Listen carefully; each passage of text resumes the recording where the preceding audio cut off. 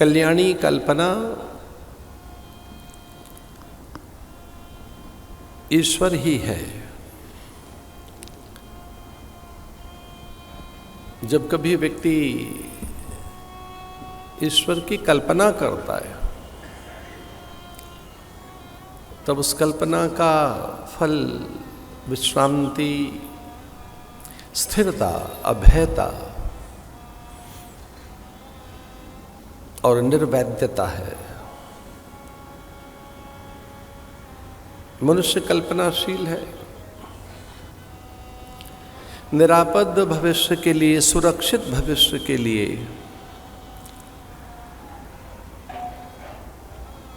अब जो भी होगा जीवन में, उसके लिए वह बहुत से साधन एकत्रित करता है। सुखद भविष्य की कल्पनाएं करता है। तो उन कल्पनाओं में कभी ईश्वर की कल्पना कर रहे व्यक्ति तब वह सहज, शांत, निर्वैध्य, निरापद, स्वस्थ और उच्चस्थ अनुभव करता है। मनुष्य न केवल कल्पनाशील है, मनुष्य के पास स्मृतियों का अपार कोश है। उसके पास अंतहीन स्मृतियां हैं। उसके पास यादों की कमी नहीं है, बहुत कुछ याद है उसे।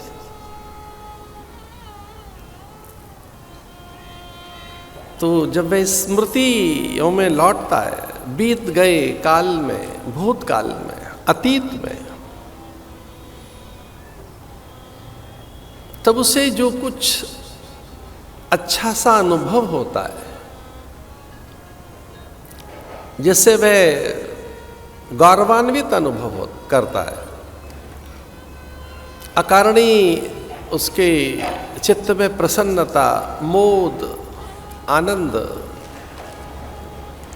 और अनुराग छा जाता है, तब वो स्मृति सत्कर्म की होती है, शुभ कर्म की, दान की, परमार्थ की, परोपकार की, यज्ञ आदि साधनों की अथवा शुभ कर्म की। आपकी ऐसी कोई स्मृति हो जिसमें आपने कोई पारमार्थिक कार्य की है, पुण्य कार्य, किसी की सहायता, सहयोग, किसी के लिए त्याग, बलिदान, किसी के लिए अपना सर्वस्व आहूत और अर्पण कर दिया हो, सामर्थ्य से परे जाकर आपने अर्पण, तर्पण, समर्पण किया हो, अपनी वित्त की सामर्थ्य से भी अधिक, भौतिकीय सामर्थ्यों से भी अधिक कहीं आपने कोई त्याग, किसी की सहायता, कोई सत्कर्म, दान, साधन, नियम, व्रत, उपवास,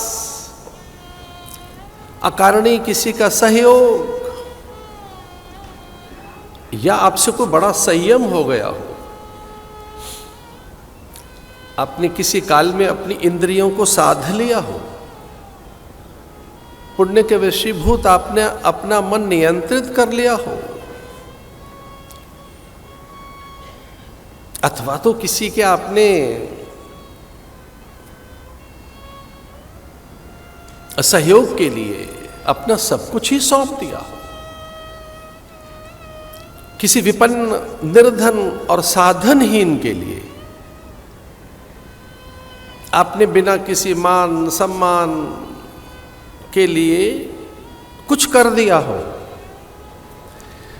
तो ये जो स्मृति है बड़ी सुखद है। ये स्मृति बड़ा आह्लाद का कारण बनती है।